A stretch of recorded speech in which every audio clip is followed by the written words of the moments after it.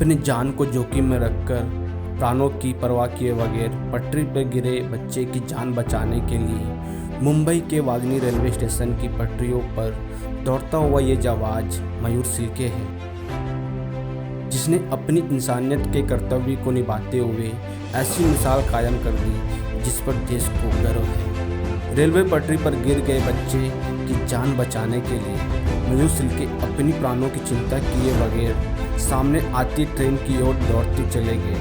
अपनी बहादुरी और बुद्धिमानी का परिचय देते हुए मयूर सिल्के ने बच्चे की जान बचाने के साथ खुद को भी सुरक्षित रखा। इनके इस साहसिक कार्य से हमारे देश के सभी नागरिकों को बहुत कुछ सीखने मिलता है। मानवता के प्रति अपने दायित्व निभाने वाले मयूर सिल्के को टुडे न्यूज़ 9 की ओर से सलाम।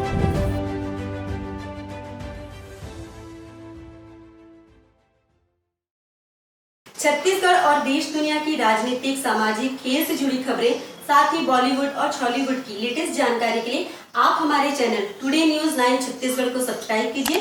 साथ में आप बेल आइकन को जरूर क्लिक कीजिए।